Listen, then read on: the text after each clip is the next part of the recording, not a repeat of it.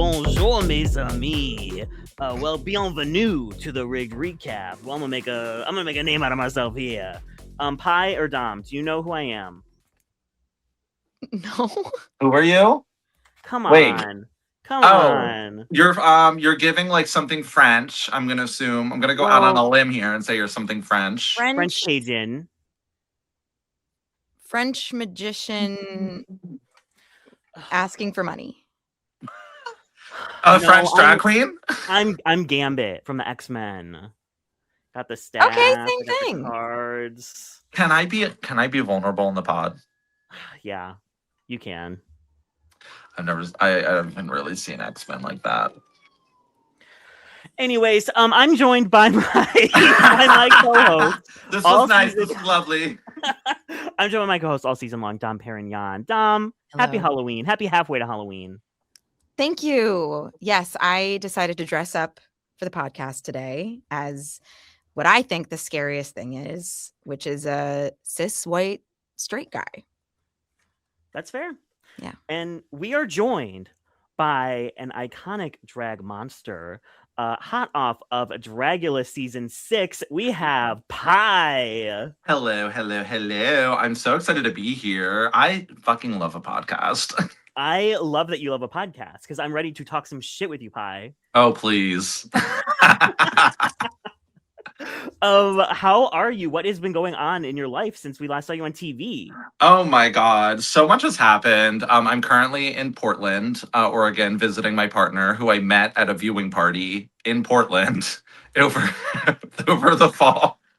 I was at a viewing party with Asia Consent, and I met him, and the rest is history in its own writing. So that's been pretty fun and cool. Traveling a lot. I just had a gig in like Seattle and Denver in this past week, like in my week based out of Portland. So just trying to make the most of it, trying to travel and have fun. Traveling has been amazing.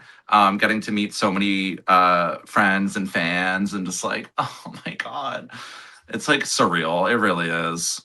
So what you're saying is going on TV is fun and makes life better. You know, not for everyone. I feel quite lucky that I had a good time. I had a good experience. I took a lot of good things out of it and a lot of great connections out of it. And also just like, I don't know, I kind of like making TV. I don't know. It's just kind of fun. Like, so we're talking obviously about a different show. We're talking about Drag Race this week. oh yeah. Pi, what are your thoughts on like this bracket format? Like, how did you like it on season 10? Are you liking it so far this season? So I think I really like the concept. When I first heard about it before 10, I was really into it and excited that everybody gets their, you get a real spot in the spotlight. You get to really showcase yourself as if you made it to top 6, which is great. What really annoyed me was when they did the post merge, and all of a sudden they're like, great, you got 3 episodes and like that's it. Like, what's the point? Like, I know behind the scenes they're probably like, oh, we need to get a certain number of episodes per season, and this makes it easier. Then like, okay, then go for the gold. Like, do 3 brackets and then do like a full ass season of All Stars with the people that are left, where it's one person eliminated. So that conceptually I really enjoy. So we'll see how this current season turns out. I can't wait to see how this turns out. Dom has a segment, Drag IRL. And it's What is that? Well, you like go to a show and it's drag's like in person. Yeah, you smell like the stage. sweat. You feel the money in your hands. You cry in the bathroom. Oh. That sounds kind of fun. That sounds kind of fun. Like, I thought drag was just like online right now too. Like, I thought that people only did drag for the internet. Like, that's crazy. Unless drag it's on TV. Internet and TV. There's real drag out there? Yes, As there they say. is. As they say. This particular episode is, I guess, the closest we will get to alternative drag, considering that the queen's dressed up like some scary monsters and rats and stuff. And it got me thinking about the alternative drag scene or the monster scene or drag things, just any kind of drag that is not the typical queen drag, something maybe with a little bit more edge, a little bit more punkiness or like grossness to it. And I was curious, Pi, what your experience is in general, like doing alternative shows, or what is the alternative scene like IRL? The alt scene IRL is like crazy. I know I can speak for Philadelphia here. Like next week I'm doing or not next week for Pride, I'm doing like a late night like alternative drag party where like we're not doing performances before like midnight, like at the absolute earliest. Like I'm a firm believer that like drag is best after midnight. Like beforehand is fine, but like if you really want the authentic, like clubby drag experience, like it has to be after midnight. Like everybody's like actively drinking or like they're actively in the zone. Like if you go out and you're sober, like you found your flow, like everybody's like primed at midnight for like an insane drag experience. And I feel like that's where like alt drag really gets to shine, is when you're like all bets are off, like just go for it, and truly just like leave it out there, like be freaky. Sometimes it's like a matter of like, I don't know, trying to like outdo myself from the last time. Do you feel like, okay, Discord Adams had some stuff to say this week in particular? Who's that? Yeah. About Dragula and like alternative performers maybe like getting less bookings. I think she specifically was talking about Dragula, but I was just wondering, do you think like being an alternative drag performer affects your bookings, or are shows harder to find? I think there's a little bit of truth to what she is saying. Like when you sign up for Dragula, you understand that it's like it's a franchise that's in a different world. It exists in more of the horror sphere, the horror realm, and it's not like a top 40 drag brunch kind of thing. Like I know that there are people that are fans of just a certain type of drag, and while as much as I would love to seduce them to the dark side, if that's all that they're into and that's all they're capable of being into at this time, then that's that. Because I know there are plenty of people that are only into this weird freaky shit. So there is truly drag for everybody, and I think it's like in some ways it's fun to have it kind of chopped up into smaller pieces of like there are people that only like this, or there are people that love it all, there's people that like this. Everyone deserves a fan. In terms of kind of navigating it a little bit, it's like there's always going to be less opportunities for somebody that's been on Dragula versus Drag Race. Like the undeniable legacy that RuPaul has created for drag at large, for podcasts like this to even exist. For me, for what it's worth, like Drag Race existed and then later Dragula followed. Like that had to have happened in that succession. I think it makes sense that there's like a larger sense of scale to that empire, while the Dragula empire is definitely still on its ups right now.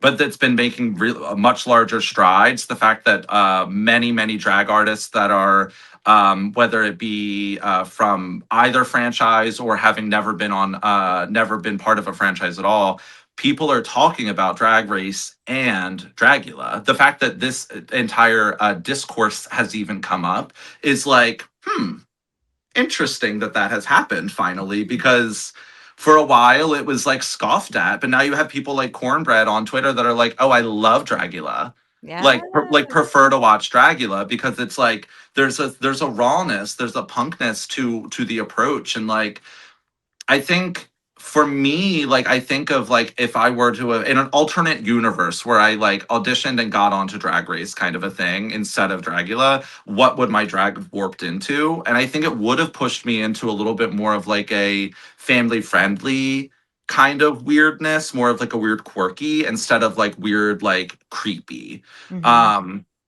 And I think it's kind of fun, like going through being part of the Dragula family has given me a push to be as extreme as I can be, to try to outdo myself every single time. Because I know if I go to a show watching people that have been on Dragula, I want them to do the craziest shit I've ever seen. So I'm just trying to like give what I would want. Hell yeah. Do you feel like some bars are only interested in, because obviously there's alt bars, you know, here in Cleveland we have no class, but other bars here do book the Dragula girlies or like alt girlies. I Mhm. saw Saint at Twist, which is another local bar.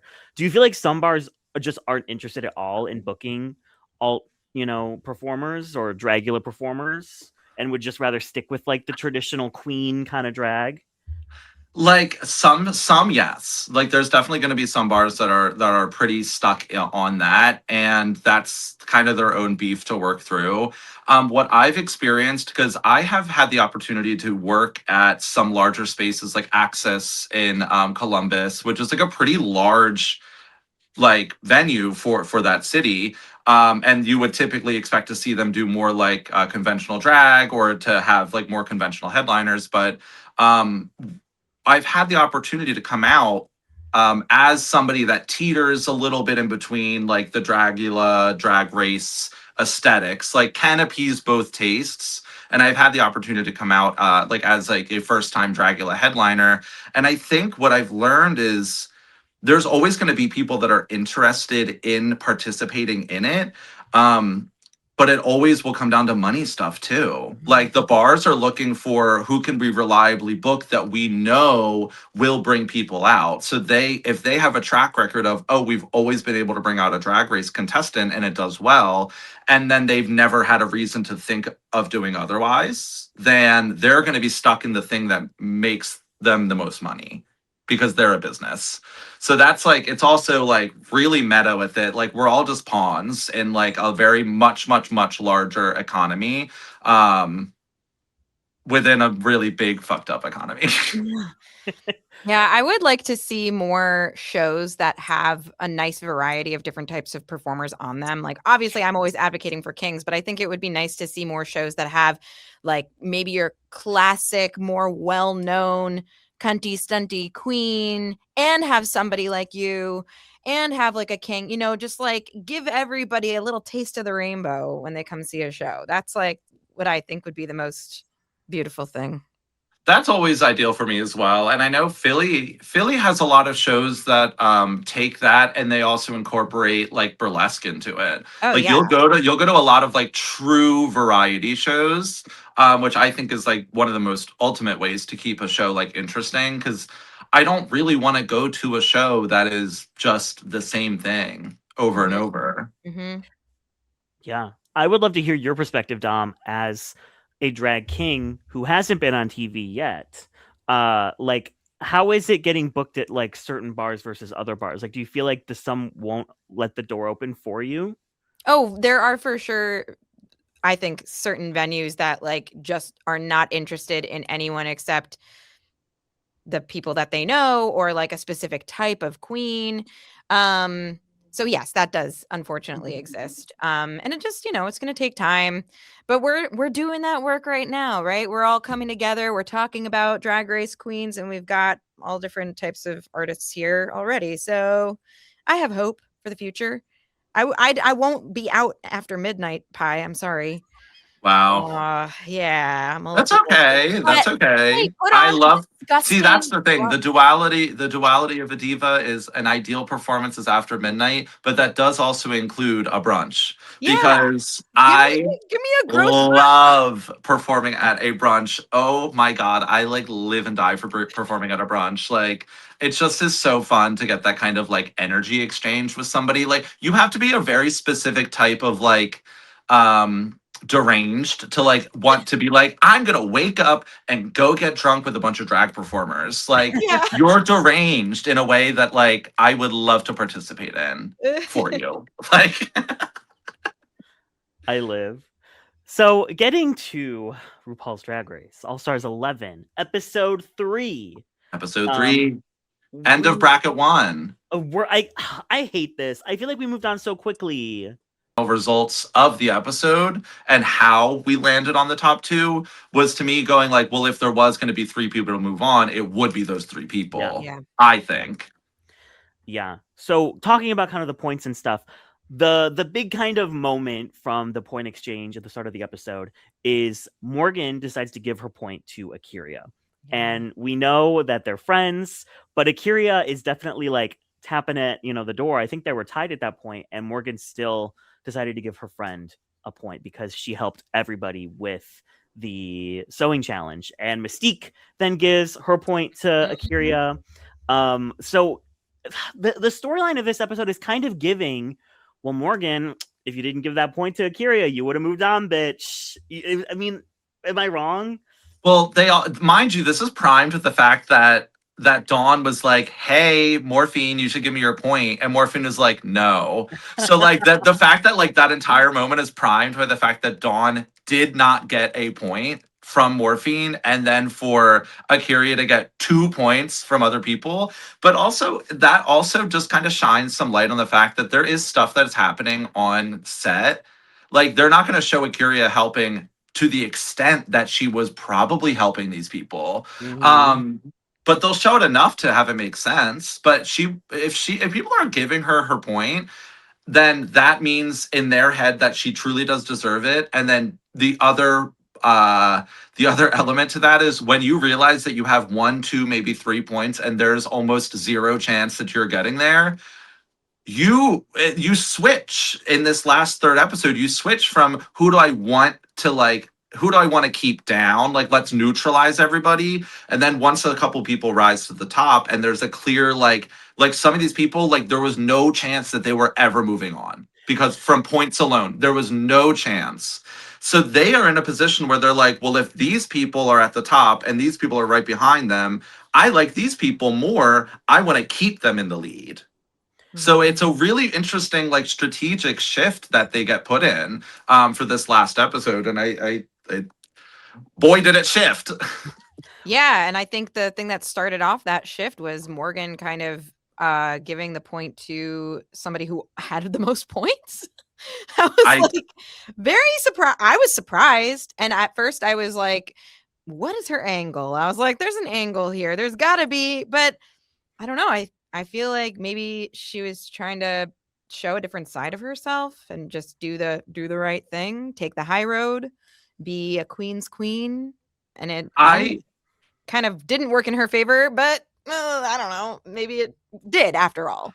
We don't know. I think the strategy that she was going with there was she knew she obviously she can't give it to herself, and if she gives it to Dawn, then that puts Dawn like right ahead of her. So it's like, again, you can either waste a point by giving it to somebody that it has zero impact on because they're not moving on, or you can give it to the person that is in the lead to basically lock in that you gave your point to something that didn't change the results, but it did keep you closer to second place. That's true. But it's kind of sad that it's like damned if you do, damned if you don't with Morgan, because, she was too strategic on All Stars 3 and was eliminated for it. And then she was like a bit more like, I'm just going to help my friends. I want to play fair. And she got screwed here as well. Yeah. So. Yeah, God forbid somebody wants to play the game. I don't know. Exactly. Well, and so we also see this episode, the kind of hot and cold relationship between Mystique and Lucky, because Mystique kind of like chastises Lucky for not giving Akira a point. And Lucky's like, girl, I could do whatever I want with my point. And then they get paired together for the challenge, and it just kind of like adds to the tension between them. Mystique was recently like dogging Dawn. Mm-hmm. Like there was like some big thing was happening where Mystique was dogging Dawn at a viewing party. Yeah. Oh yeah. Over stuff that like we had no visual context on, and was like it's just strange to see like people speak about other contestants like after the fact. Because it's like what was happening backstage, like for even Akira being like probably more helpful than we even see. Yeah, I was pretty put off by Mystique in this episode in general. Like she seemed a little like prickly, a little sour, like a little like agitated about everything.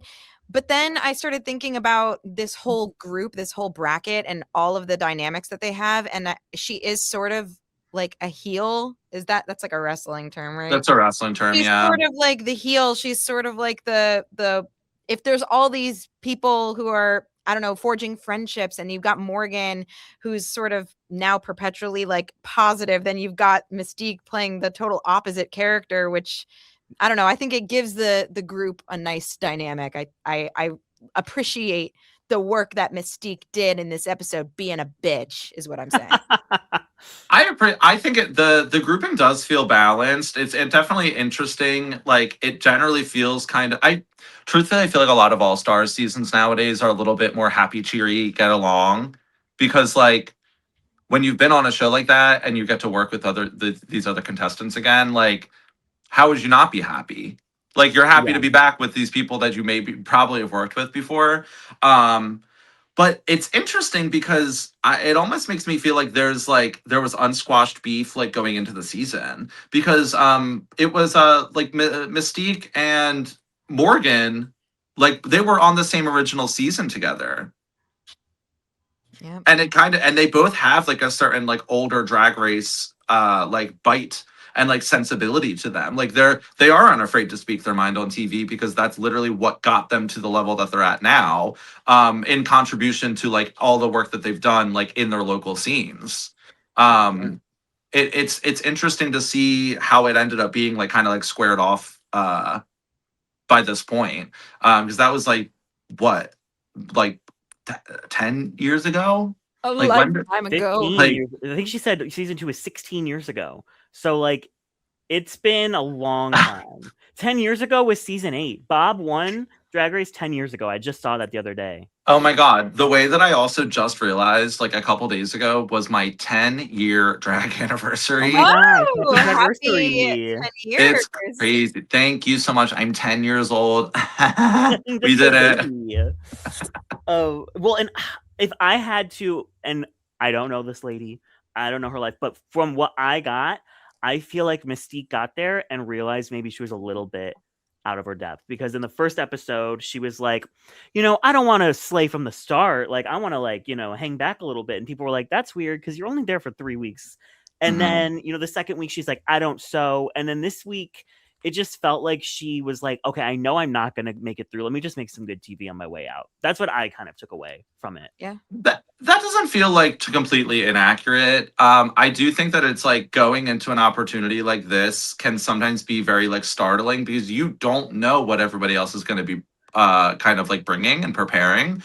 And especially in this kind of a season as well, where they're like, hey, there is a challenge where you're making something here on set.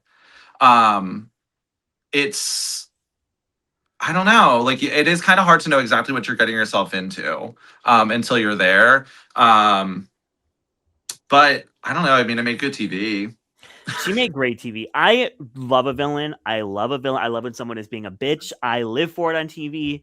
And like if Mystique wasn't being kind of prickly in this episode, like what would we have taken away? You know what I Yeah. mean? Yeah. It would have been a little bit like too happy Yeah. cheery through the entire first bracket. Could be fine and dandy, but then that entire vibe, like if that were to happen again in bracket 2 or bracket 3, then it's like, okay, like what are we doing here? Yeah. Someone throw some pearls on the stage or something. Like we Yeah. gotta Call in Mystique. Bring her back. Yes. Yeah, I wonder if Mystique would come back again. Have a little maybe Nicole Page Brooks moment. I think that Yeah. would be really fun. So getting to the challenge, they are doing an HSN like Home Shopping Network parody Home Spooky Network. And they all I think knew what they were doing ahead of time. They had costumes made Yes, for this it's challenge. giving that. Yeah. So they were pre-assigned what they were going to be, but they get to pick their partners. And then they have to sell a product that I mean, it doesn't seem like they made up the product. It sounded like production was like, Mhm. this is what you're selling, bitch. What do we think about this challenge as a whole, like the concept of it? I like the idea of a home shopping network spoof. I think that's like a great avenue to do a fun challenge. And I think it resulted in ultimately some pretty funny stuff. I think all 3 groups were funny in their own way. And I think it paid off. I think giving them like a little bit more structure was helpful. Giving them like, this is what you're selling, this is what you're wearing. Because I feel like sometimes with challenges, when there are too many options, it can be like too many things to focus on. And I think that they I think overall they were pretty funny. Yeah. Yeah, I would say generally I really like this kind of a challenge. I think it's fun that they got to showcase like this style of look and then for it to become something that they can characterize. And give them having the exact product already that kind of matches with their vibe and their aesthetic. Like they have their own little universes to work within, which always makes me feel a little bit more secure with like this sort of improv style performance. Having a little bit more to more boundaries is comforting because you can kind of like throw yourself at one of the walls, and if it doesn't work, you can throw yourself at the other wall instead of just throwing yourself into something that completely misses. Well, and I feel like this is always easier having like a structured skit that like it's like a vibe everyone knows, like Bossy Rossi. We all know what they're parodying there, or Yeah. even like a Jersey Justice. We know what the vibe is there. We know what the home network, spoof is gonna feel like. And I feel like that's easier than doing an improv sketch that's like thrown into just a random scenario. And especially when you do an improv sketch and you're like, there's 7 people in the room. Like, it's like, okay, like. Yeah. So they got to pick their partners. If you guys could pick from this group of 6 who you would be with for this challenge, who would you pick and why? I think I would pick Morgan because she knew what she was doing. She knew the task at hand, which was to sell and to act like you're on Home Shopping Network, but she gave Akiria a lot of space to do her thing. And Morgan was like, she also had some funny moments and it didn't feel too chaotic. It felt like controlled comedy, which is my favorite. No, yeah, I think I'd pick Morgan. So I think my instinct is to say Dawn because we have a certain similar sensibility to our just like a way of being. However, because of that, I would choose to work with Morgan ideally because Morgan is so fast and like a sniper with like quips, and I think that would bring out more of that in me, and I think together we would like actually be able to kind of like stab at each other in a way that's like really like fun. While I think if I were to be working with Dawn, it would end up being like really, really fun and silly. But it might end up being too much of the same instead of having a little bit of like dichotomy there.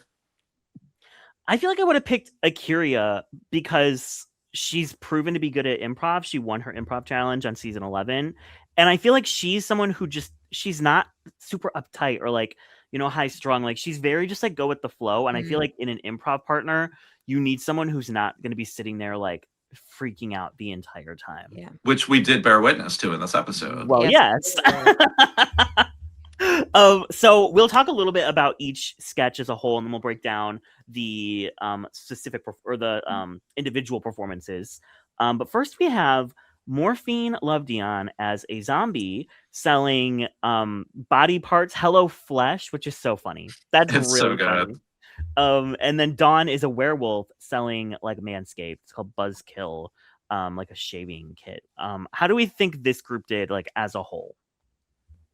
Well, Morphine looks like fucking Snow White again.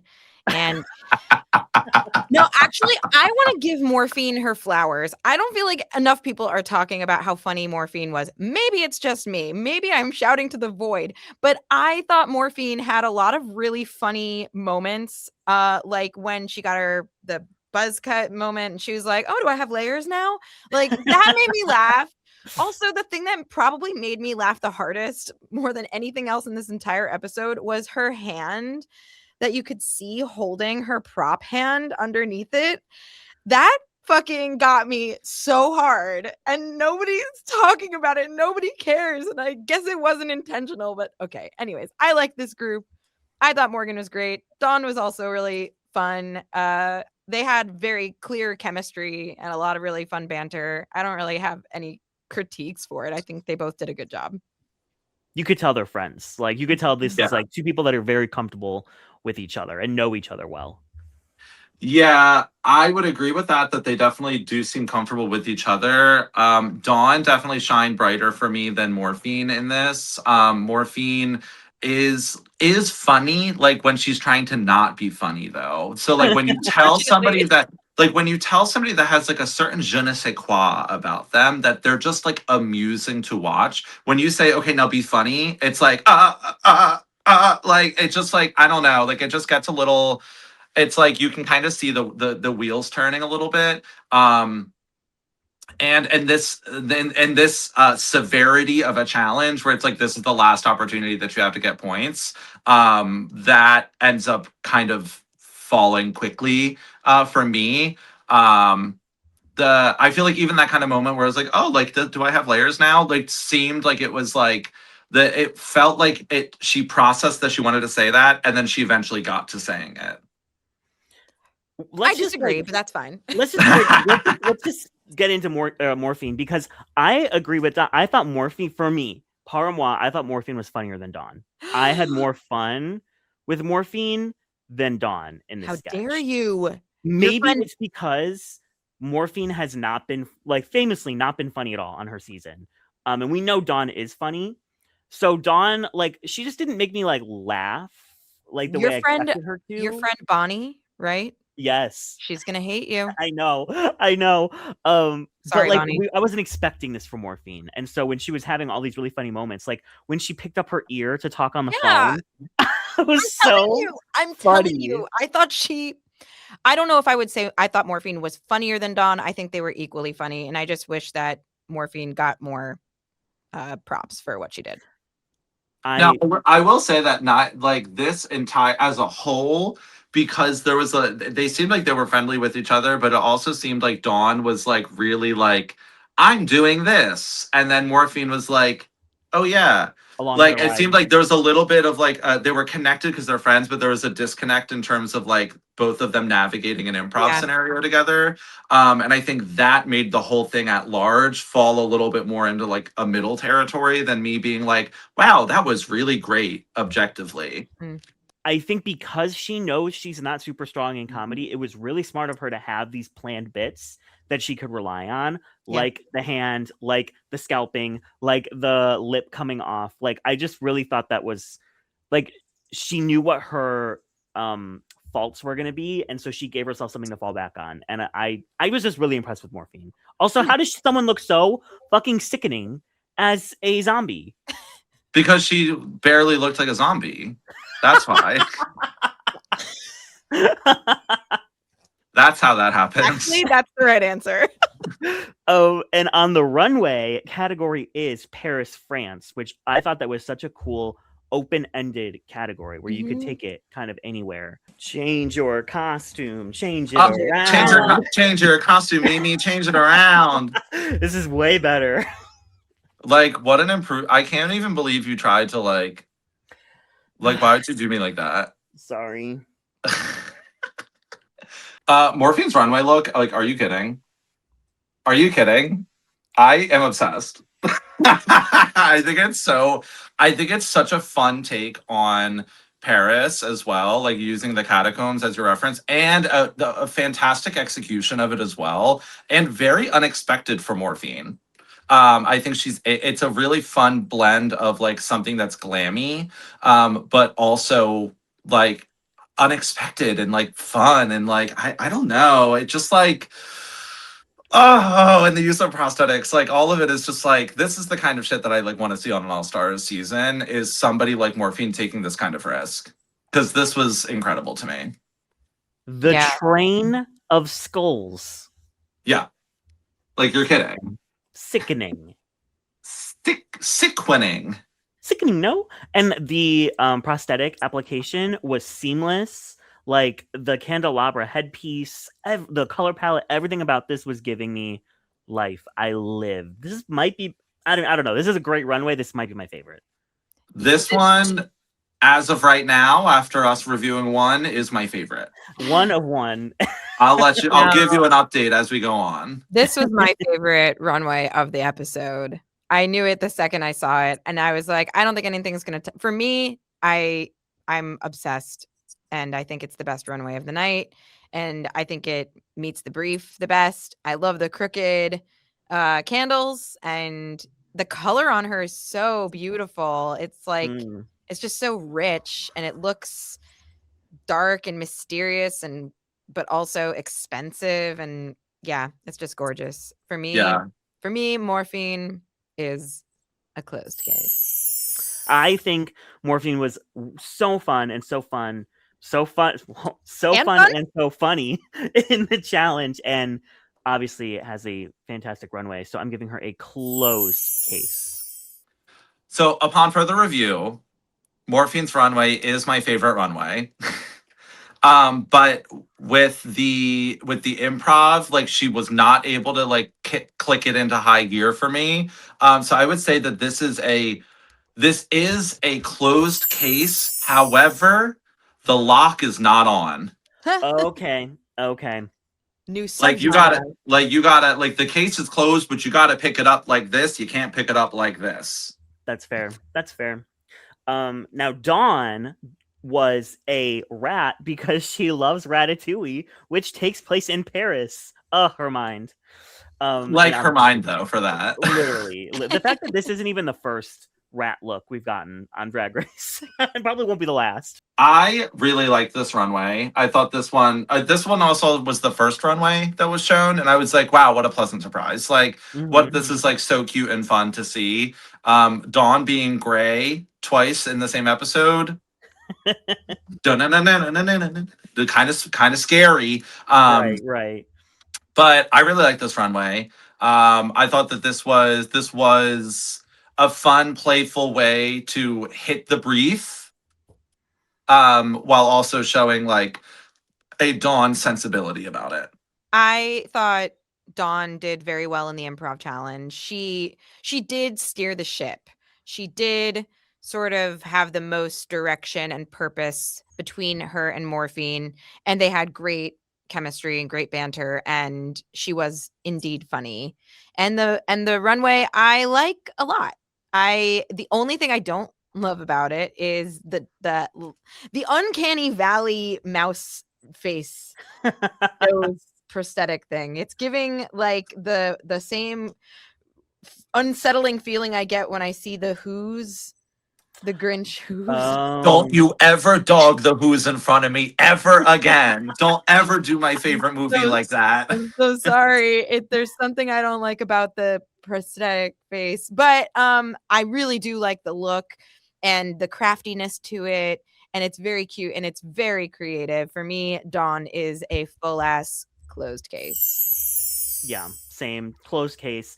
I do think that what put Morphine ahead for me in the challenge was they were pretty even, and then once the collar came in, Dawn didn't really volley with the collar as well as I think she could have, and that's when Morphine was doing the ear thing, and so that's when Morphine kind of took it for me. But I still think Dawn did a good job in the challenge, looked cunty as that werewolf, and I mean, it's just this is the kind of stupidity that, of course, Dawn is going to do for the runway, and I live. So I'm giving her a closed case overall. This is a closed case for me. So moving into our second group, Dom, you are a comedy writer. You are a comedian.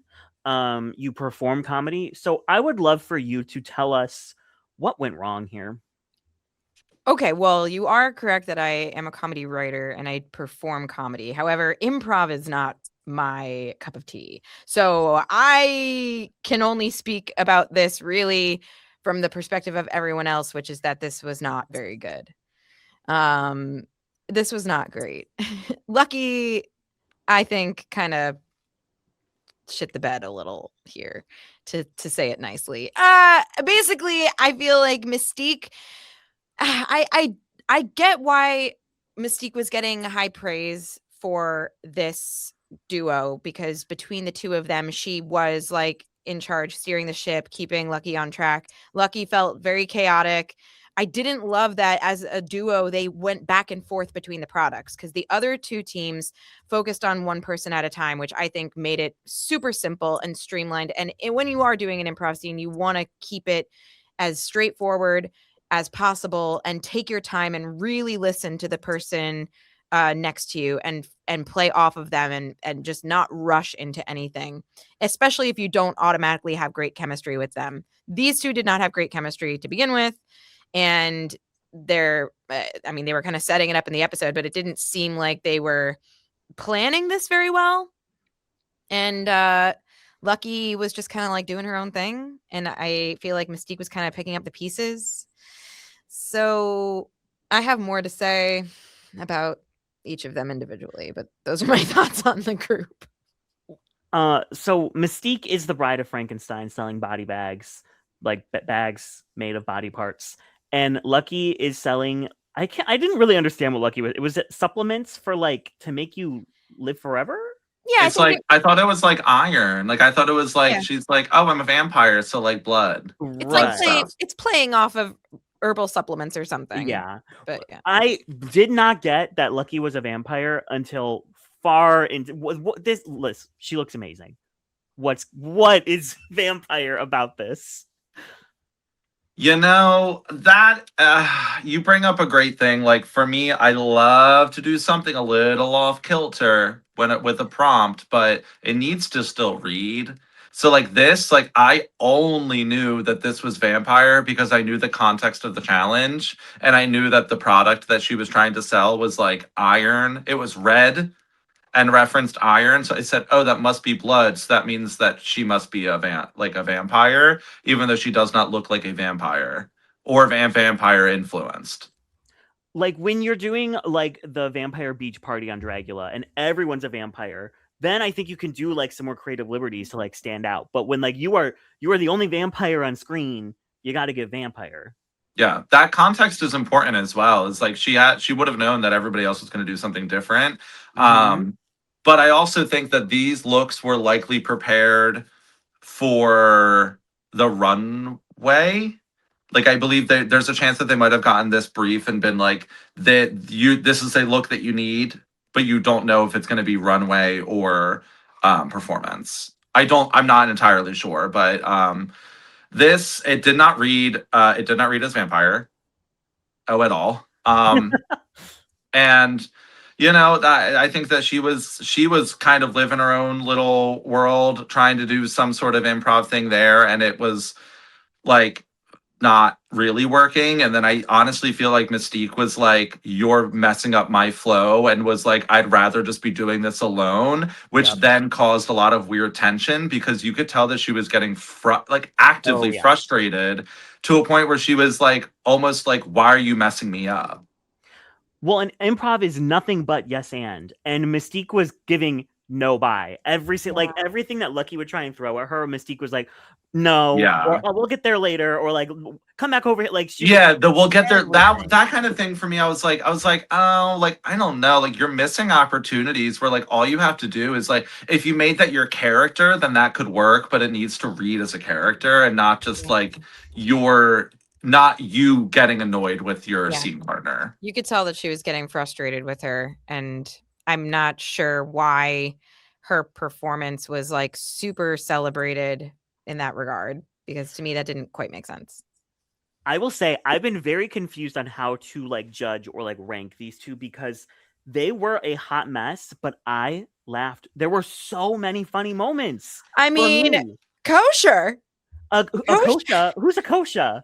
That and like really- Mystique had plenty of funny like there was a lot of funny stuff going on, and I think if they had just found their rhythm and like just put aside all of the shit beforehand and like figured out how they were going to work together, this could have been a slam dunk. They were funny, But they didn't figure out how to work together. well, guess what, Mimi? They didn't. So when it comes down to it, it overall was not that great. Yeah, Yeah. Lucky For was me, definitely- to me. No, Yeah. Pi, I'm with you. Derek is being really nice. There were some really funny moments, guys. There Say were. them. Say the funny moments. Well, yeah, what were Mystique's funny moments? A kosha. Just the way that like Mystique would like sometimes like say little funny quips to Lucky. Like it was just funny. Like when she was talking about like the bags. Like I don't know. There's funny moments, guys. I promise. It's you know what? It's like it wasn't for me. It wasn't for me. It was not for me. It was feeling unprepared, which is like, yes, it's an improv challenge, but it's like it just like getting thrown off by your scene partner is like it feels like I can only imagine what was truly happening in that moment to have her react in that way.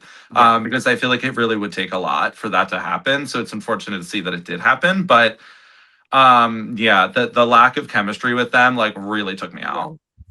I just remembered something. Didn't Mystique say after the challenge was over that she got mad that Lucky got like cake on her dress or like was Yes, they were Yes. fighting. They were fighting because she's like, I told you I'm wearing white. Do not get cake on me. And you got cake on me. You shouldn't let the audience see that happen like on your face when you're performing. Like Also, it's improv. Like, you have to go big. And I Yeah. appreciated that Lucky wanted to really go there. Mystique, I felt like wanted to like pull back. But like in an improv sketch, like you can't be giving I think it's better to give too much and too little, personally. But Mystique was really funny, right? She was funny. Anyways, moving on to fucking Lucky's runway. I loved it. Hi, what did you think about Lucky's runway? Please. But it was really funny. I liked Mystique because. Next, moving on. Okay. I thought her runway was really fun, and I was like, this is the All-Stars level of Lucky that I was like excited to see. I thought the runway itself was cool and fun and playful. And we utilized her style of drag, like her brushstroke that she is like very known for incorporating into her drag. It's very cool to see that used to its advantage. So this look was very, very fierce for me. The performance with it was like really brought the whole package down for me, truthfully. So this is kind of giving like this case is like open and has been out a little bit. And so it's getting cold. It's getting cold. Not in the refrigerator or freezer though, like, but it's getting there. It's like a cold breeze outside. I think I'm with you on that grading system. I think the runway is wonderful. And It's one of the I think it's in the top you know what? No, it's not. This might have gone a little colder, I think, actually.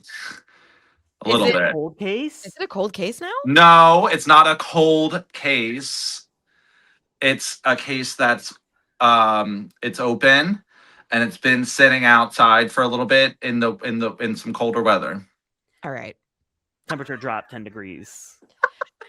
I'm an open case for Lucky because I think the runway is great, but the main challenge performance, I think she was the weakest of the whole episode. It hurts my heart to say mean things, but it's true. Also, what the fuck was she wearing? The vampire. Yeah. Yeah, it just didn't. It's just like it's a little too off bullseye. Okay, here's what I think happens sometimes with Lucky Stars with her thought. I don't know, Lucky. Lucky, please, like, let us know what actually goes on in your mind. I would love to know. But it seems like it's like she gets an idea and that's like A, and then she goes, okay, well, here's the like second thought behind that, which is B, and then she's like, but what's the third thought behind that? And then that's what she does, which is like too derivative from the original idea. Does that make sense? Yeah. I can see why it's vampire, but it really doesn't read as vampire at all. It's a little bit too abstracted from the source material, which is unfortunate because I think like when you're told that it's that she's a vampire, it's like, oh, I could see it. Like if you really try to look for it. But I find that the most, for me, my personal grading on drag stuff is that it needs to be successful quite immediately.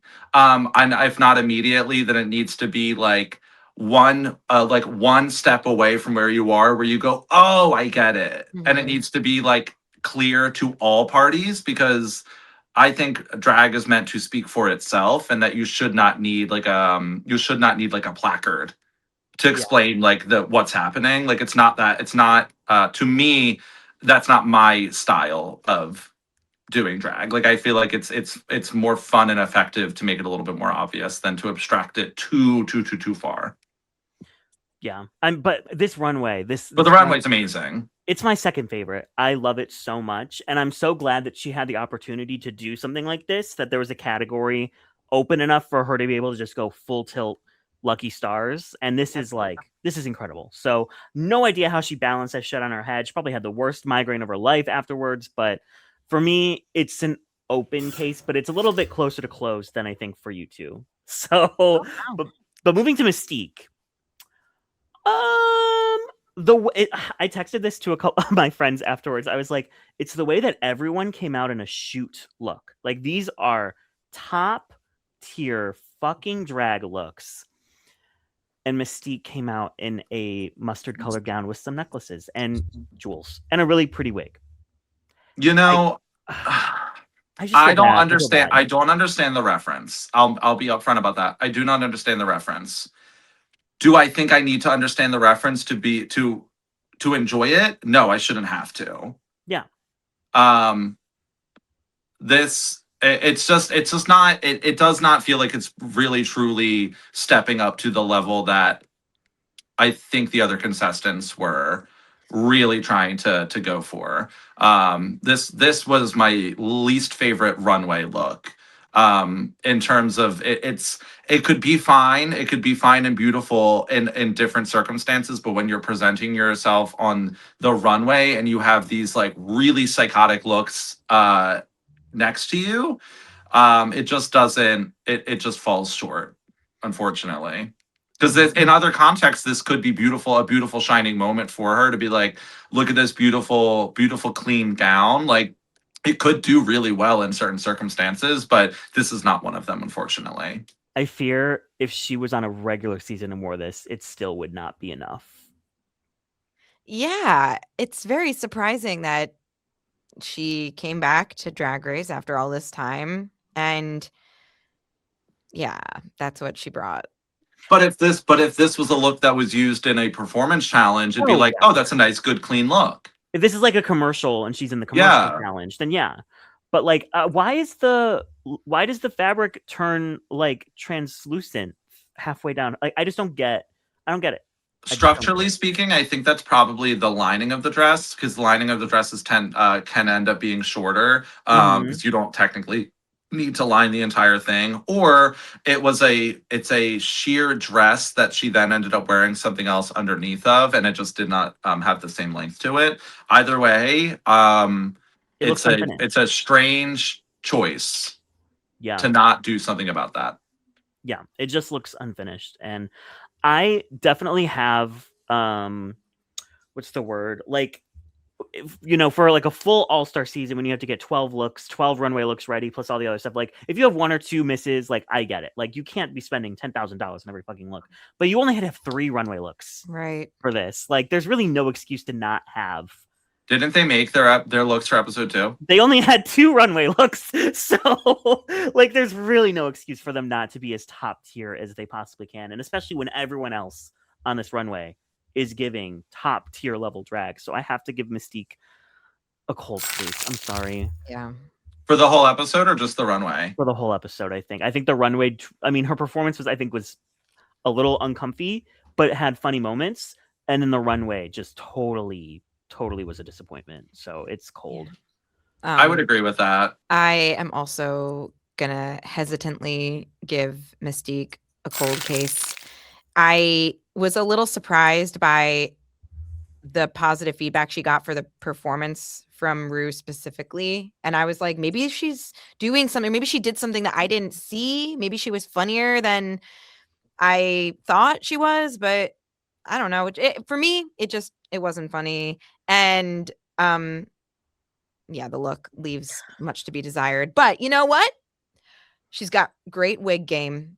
This lady has great hair every Yeah. time. And she brought the personality that we needed for Oh, this yeah. last episode. So thank you, Mystique, for your service. Off tangent, but like, is this not giving more Mummy to you than like Bride of Frankenstein? Okay, I was going to say this about the performance also. Everybody else, I think, pretty much, the other 2 groups did a great job of presenting who they were as a character. She did not Yeah. represent like who she had so many opportunities. She could have talked about being the bride of Frankenstein, something referring to her husband, something referring to her character, but there was nothing there about it. That's, I think, the thing that kind of put me off the most. Okay. Missed opportunities. All Missed right. Enough with opportunities. Mystique. Okay, Mystique. Sorry, No, Mystique. we Sorry, love Mystique. you. Okay, we have our last group. We have our It last is true. group. I was so happy to see her back, and it pains me to say that this was a cold case for this episode. Our last group is Morgan McMichaels, who is a ghost selling Glost, a makeup line. And we have Akira, who is a mummy, specifically Nefertiti, or as her friends call her, TT, selling Rapture, which is like a infinity scarf that never ends. What do we think about this group as a whole, Pie? This group, like, this is how you do it. Like, this is how you do it. This is how you show up, and you're like, I'm very aware of my skill sets. I'm aware of how to do improv. I'm aware of like just how to do the damn thing. Like, this was really fun and incredible to watch. And getting to see that they had like decent good banter with each other. They had their own, like, they were doing their own things. Like Akira did hers and Morgan did hers, and then they had a little bit of crossover, but it felt playful. Like you would expect that on a show like that. It'd be like, oh, that's so crazy that ends up working out with my product. Like, it's like they know how to like throw like each other's products to like they're trying to sell stuff together when it comes down to it, and I feel like they had a good sensibility of that. They sounded really good on their own as well, like individually when they were going through their bits, and the looks are great in terms of their performance. The looks are great. Morgan is really giving. Morgan is giving Victoria Elizabeth Black season 2. Well, And you know what? yes. Into that. Love to see that because she pulls it off well.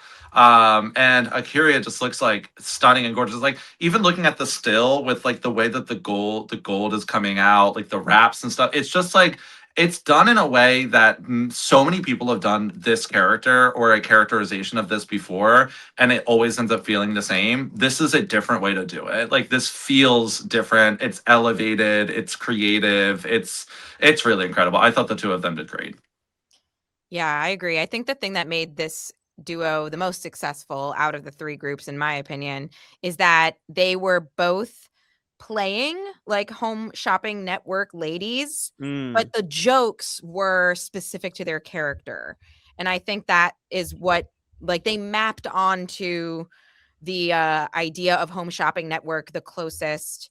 But then like everything that they were saying and the way that they looked and like their specific details were right on point with their characters. So I think they both did a great job. They both were really fun, made me laugh, and they got the job done, baby. And much like with Morgan and with Dawn, or with Morphine and with Dawn, you can tell they're friends. Like, they just had a really easy chemistry between them, which was very opposite of the last group. Yeah. So Akira is Nefertiti, and she's selling these infinity wraps. And I, one, thought she looked beautiful, but 2, she is just like so good at improv. Like, she had a character, she put on a voice, and she just is not afraid. Like, I think if you're going into an, like, I did do improv in high school, which makes me a nerd and kind of cringe. But like, if you're up there and you're scared, it's over. And she just has no fear when it comes to this. She's just like so chill. And you can, like, because she's comfortable, it makes you comfortable as a viewer. Yeah. She's a natural. Yeah, she looked beautiful and she never missed a beat. She always had some emotional reaction in her back pocket, which, yeah, just as you said, Derek, made her super confident and easy to watch. And nothing threw her off. She had some really funny moments, like when the caller came in. She had a funny response when they were like, "Oh, have him talk through the fabric." Oh, he can't talk. She like chokes him. Yeah, no, it was great. Or she was like, she drops it on his feet and she's like, or if his feet are ugly, you can cover that up too. Yeah. Yeah, like, that's funny. It's just like, it was really well layered. Like, it was built with a good durability to it. She knew that these jokes were gonna work, and it was built where she had those in her back pocket and she knew when to pull them out. Like, it was really incredible. Getting into the runway, the Josephine Baker of it all. I like if we're talking about just Akuria for a moment, like this runway is beautiful and a beautiful way to do like a runway. Like this is taking a concept and she said, I'm gonna wrap all these bananas in rhinestone mesh. Like who does that? Like it's smart, it's efficient, like it's clean, it's beautiful, like it's truly an excellent drag. This is excellent drag. It hit the brief really well. It just like it's beautiful. It's incredible. Closed. Closed. Yeah, definitely. I agree. Closed case for Akiria. Funny in the challenge, beautiful in the challenge. Great chemistry with Morgan. Kept it going. She had her funny little moments. The runway is stellar. No notes. 10 out of 10. I love it. Incredible. Closed case. Lastly, we have Morgan McMurk, who did a Joan of Arc kind of thing on the runway with spoons and forks and knives, cutlery. Like What was okay? Why though? Like, I Yeah. love it. What was because the it's connection? metallic. Because it's metallic and French and like you think of like I guess like French food. Oh, she just Like wanted to I put don't know, forks like on it. there's some like to me that felt like it was just like a campy drag way of being like, oh, lol, like I'm metallic and like I'm undoubtedly like this really cool armor, but like it has a little level of like I don't know, it has that Morgan like tongue in cheek. She's like, like I don't know, it seems fun and like playful. I Totally. gagged at this runway when it came out. I was like, you're actually kidding. I thought that like in the runway voiceover, she mentioned something, and she said it really quick. It was something like, "I'm Joan of Arc, and there are Joan of Arc spoons," or like, "There's a Joan of Arc cutlery out there," and so that's why there are spoons on the dress. Sure, Queen. If you want to wear a See, spoon, wear a spoon. See, Or but a that's knife, the wear a thing. That's knife. the thing. Maybe I I didn't blacked understand the out. reference, but it Maybe worked. she didn't say that. Maybe I Work. completely made that up. But and I remember thinking, okay. But you know what? I love it. I love this look. I love it. And it's the bob, it's the hair, it's the red hair Ah, in this A fuck severe ass cut bob. oh my with god. these tall boots and the long ass sword. And it's just one of her best looks I've ever seen. And she looked great in the main challenge. I thought she did a stellar job in the challenge. She had some great one-liners, and I feel like was very grounded in her performance, but also very funny. And it's a closed case for me for Morgan. Dare I say, I don't think there's many people that can do drag better than Morgan McMichaels can. Like, she is just top tier drag. I will say in the challenge, she mentioned she wanted to go for like an old Hollywood.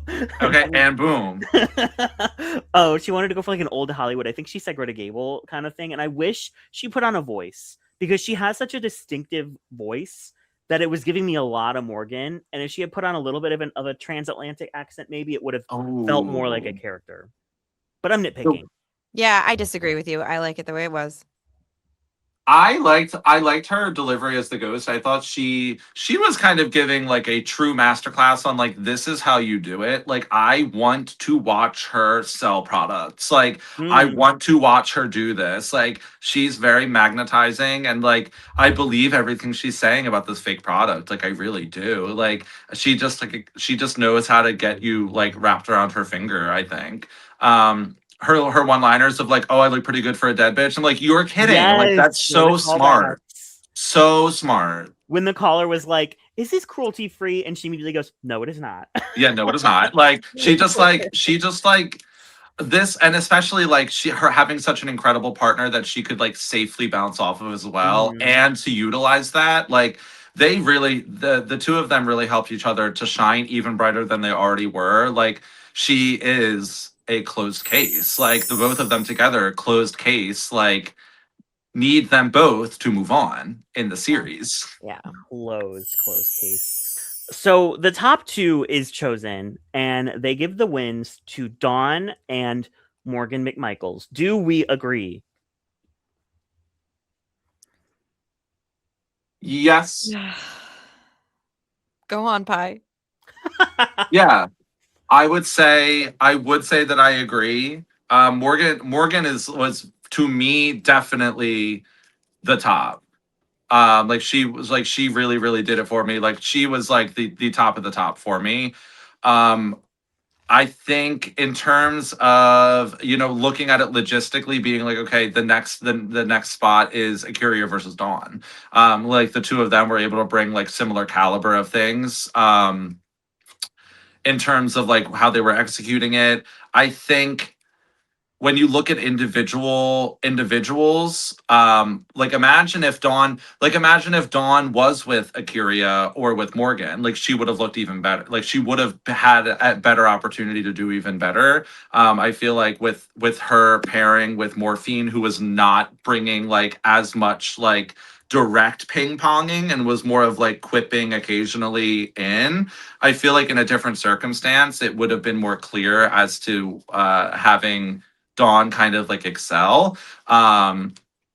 Which I guess it gets into a little bit more of like the theoreticals of it all too, because it's like we got to look at like what we are given. I think if we were picking one team to be the winner, then it would have definitely been Morgan and Akira.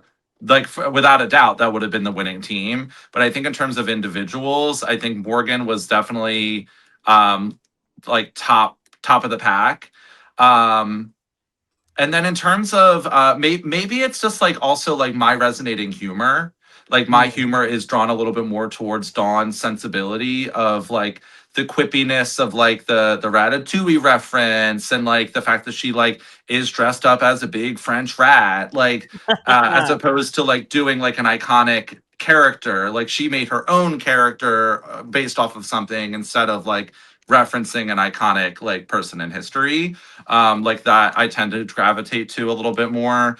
And I would generally say that like my humor leans more towards Dawn's style of humor. Yeah, The personal taste. I keep going back and forth about how I feel about this episode in general, because everything was kind of all over the place. I feel like the people who did well did really well, and the people who did not do well really didn't do well. But I'm having a really hard time deciding like how I feel about the top two. And I'm gonna hesitantly say I agree with this top two. Because I like Dawn and she's doing very well and she's exceeding my expectations and she's killing it. And I like her looks, but there's just I really wanted Akira and Morgan to be in the top two. That's really what it is. I will disagree with this top two. I think it should have been Akira. Personally, I thought Akira was funnier than Dawn, and I slightly preferred Akira's runway to Dawn's, but they both had great runways. So I would have just easy peasy gave it to the best team. And I guess we can kind of talk about it now. There's been a lot of discussion on Reddit, at least. I don't know what the Twitter sphere is saying, but there's like two groups of people that are like, one group is saying this was rigged so much for Dawn, this whole bracket, and the other group is saying no, Dawn is amazing. And so there's kind of no consensus on what people are feeling. But I feel like it really could go either way with that, if I'm being honest, because I do think that Dawn is somebody that in terms of a character that Drag Race would want to keep along and knows that they're like gonna bring like a certain youth, a very specific type of like almost like Gen Z brain rot type of like energy to. Like it's kind of like they know what they're doing by keeping her around. I do think that is definitely part of the decision, but she's stepping up to fill the role. Like she's stepping up and is like, yeah, if it was rigged, you'll never be able to tell because I'm gonna like actually do well enough. I mean, her season 16 performance versus this is like night and day. Like this is what I thought I was going to be getting from her on season 16.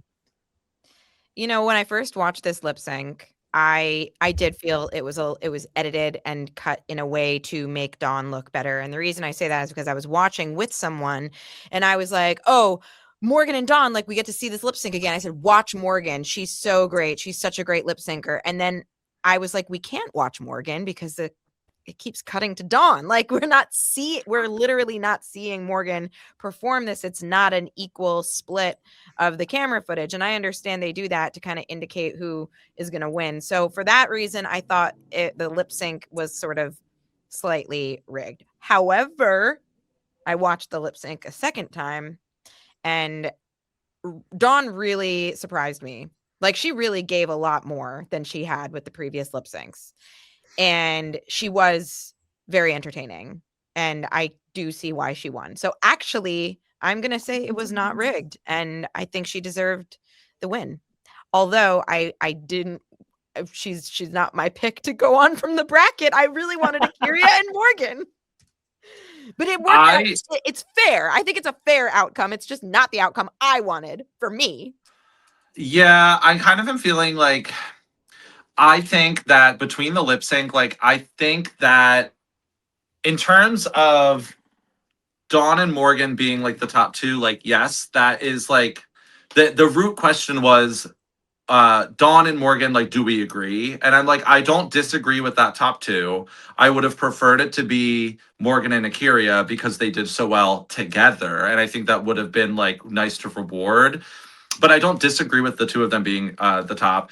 I do kind of feel like Morgan outperformed Dawn in this lip sync. And I do think that the editing did they did a good job of like giving you a reason to like both of them. Truthfully, is kind of how it's seeming, because like if you really sit and watch like just one of them, I do agree that this was Dawn's best showing of a lip sync in this season. But up against Morgan, it's not Morgan. You know what I mean? Like Morgan McMichaels will perform like Morgan McMichaels, and you can't stop looking at her unless the TV tells you to stop looking at her. Yeah, I mean, I think part of it is also the song is Zombie Boy, Lady Gaga. Great song choice. Loved this. Morgan isn't dressed for this song. No. Dawn isn't at She first got changed either. for it. She got changed for it though. She did. Dawn did not fit the vibe either until she took off the yellow. And then like, okay, you're still just like a rat, but like at least it's like darker, muted tones. You know, it's giving more zombie. It's giving more like a Halloween song vibes, which is this like song. But Morgan outperformed Dawn so hard. Yeah, and they both did well. It was nice to see Dawn like have like the type of showing that she did for this, like, and especially up against Morgan is like that's intense. Like that is an intense moment. And it's not like either of them are doing like you don't have somebody that is like advanced proficient in ballads against somebody that's advanced proficient in like high energy dance. Like it felt like they were in the same sandbox, which I think is also what made a really good battle. I think Morgan won that. Same. Sorry, Bonnie. Sorry, Dom. But I understand why they would give Dawn the win here, because winning 3 challenges back to back to back and losing 3 lip syncs back to back to back doesn't set her up as big of a threat as like she could be. You know what I mean? Like they want to make sure that she's coming in with 3 wins, and like people are gonna really think that she could take this, and it would undercut that a bit if she lost 3 lip syncs back to back. And I think that's also why it was like kind of interesting, like seeing how everything did end up turning out, because they give out their points and it comes down to a tie between Morgan McMichaels and Akira Chanel Davenport. And RuPaul says, based on your performances this week and in the entire bracket, Akira Chanel Davenport, you move on. Morgan McMurk, get out of here. Should have been both of them. They should have both moved on. They should have found a way to make it happen. Like, I'm sorry. Like, it's just like my fantasy is that like Dawn, Morgan, and Akira get to all move on from this bracket. Like the 3 of them like excelled and like showcased such great different types of drag and different generations of drag at that too. Like there's so much to be showcased between the 3, but betwixt the 3 of them, that I wish that could have been the case for all 3 of them to move on. And I wish that RuPaul didn't say. It's like the opposite of when RuPaul said, like, we're gonna, you know, with when she gave Jinx the win over Monet and Swish Swish, you know, we're like, Monet won that lip sync, but based on the whole season, yeah, Jinx winning makes sense. It was like the opposite here, because Morgan had a better track record than Akira did. Akira had 1 win, Morgan had 2. So by that metric, Morgan should have moved on. I wish RuPaul had just said, "It is my decision to make. I choose Akira." The end.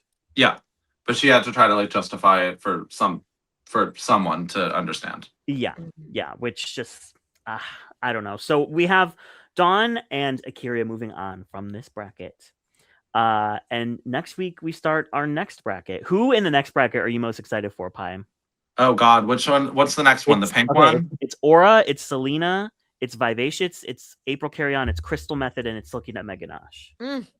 I mean, I'm obviously excited for Crystal. Yeah. So, Dom, final thoughts on this first bracket. What do you think overall? I feel like this was a great group with a really interesting dynamic. I know it's not as juicy and dramatic as you wanted it to be, Derek, but I feel like everybody did what they came to do. I'm disappointed Morgan is not continuing.